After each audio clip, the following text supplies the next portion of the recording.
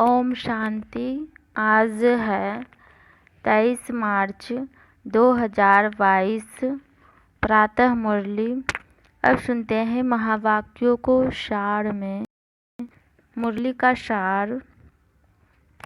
मीठे बच्चे, कोई भी कर्म विकर्म ना बने, इसकी पूरी संभाल करनी है।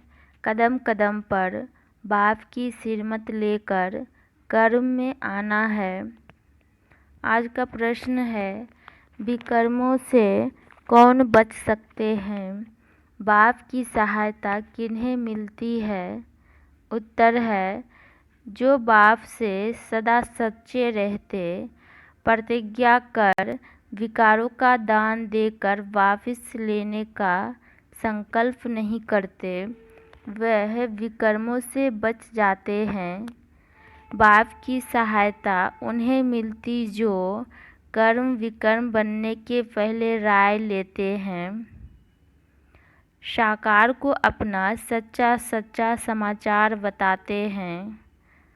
बाबा कहते, बच्चे, सर्जन के आगे कभी भी अपनी बीमारी छिपाना नहीं। पापों को छिपाएंगे तो वृद्धि होती रहेगी, पद भी भ्रष्ट हो जाएगा, सजाएं भी खानी पड़ेगी। आज का गीत है, बचपन के दिन भुला ना देना, आज हंसे कल रुला ना देना। अब सुनते हैं धारणा के लिए मुख्य सार। पहली पॉइंट है, देह अभिमान में आकर कभी भी विकारों के फंदे में नहीं फंसना है। कर्म विकर्म ना बने, इसलिए कर्म के पहले बाप से राय लेनी है। दूसरी पॉइंट है, माँ बाप को फॉलो करना है। ऊंच पद के लिए संपूर्ण पावन जरूर बनना है। आज का वरदान है, न्यारेपन की अवस्था द्वारा पास विद ऑनर का सर्टिफिकेट प्राप्त करने वाले और शरीरी भव। न्यारेपन की अवस्था द्वारा पास विद ऑनर का सर्टिफिकेट प्राप्त करने वाले और शरीरी भव। डिटेल है, पास विद ऑनर का सर्टिफिकेट प्राप्त करने के लिए मुख और मन दोनों की आवाज़ से परे शांत स्वरूप की स्थिति में स्थित होने का अभ्यास चाहिए। आत्मा शांति के सागर में समा जाए, यह स्वीट साइलेंस की अनुभूति बहुत प्रिय लगती है। तन और मन को आराम मिल जाता है। अंत में यह अशरीरी बनने का अभ्यास ही काम में आता है। शरीर का कोई भी खेल चल रहा है और शरीरी बन आत्मा साक्षी न्यारा हो अपने शरीर का पाठ देखे, तो यही अवस्था अंत में विजयी बना देगी। आज का स्लोगन है, सर्व गुणों व सर्व शक्तियों का अधिकार प्राप्त करने के लिए आज्ञाकारी बनो। सर्व गुणों व सर्व शक्तियों का अधिकार प्राप्त करने के लिए आज्ञाकारी बनो। अब है मातेश्वरी जी के अनमोल महावाक्य। सार है, सृष्टि पर कभी प्रलय होती नहीं।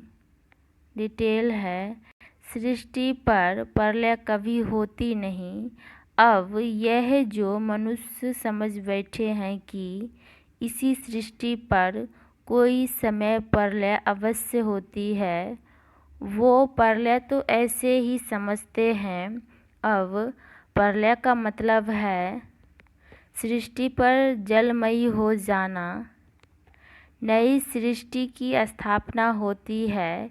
जिस नई सृष्टि की शुरुआत दिखाते हैं, कैसे सृष्टि के आदि में श्री कृष्ण देवता पीपल के पत्ते पर अंगूठा चूसते सृष्टि पर पधारे हैं।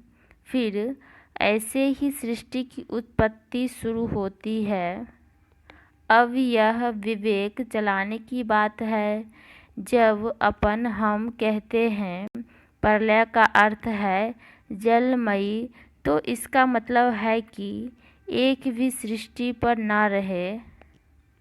मनुष्य यह नहीं जानते हैं कि प्रलय का मतलब क्या है।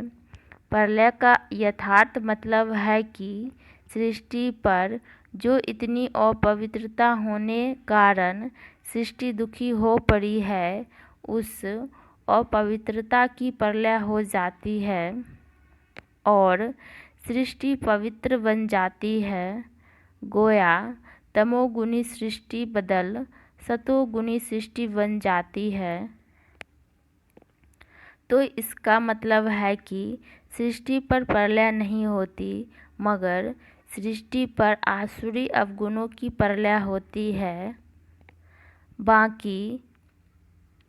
बाकी कोई मनुष्य की प्रलय नहीं होती। अगर सृष्टि प्रलय हो जाती तो फिर गीता में भगवान ने जो कहा है कि सृष्टि अनादि चली आती है, तो क्या यह भगवानुवाच झूठा समझे।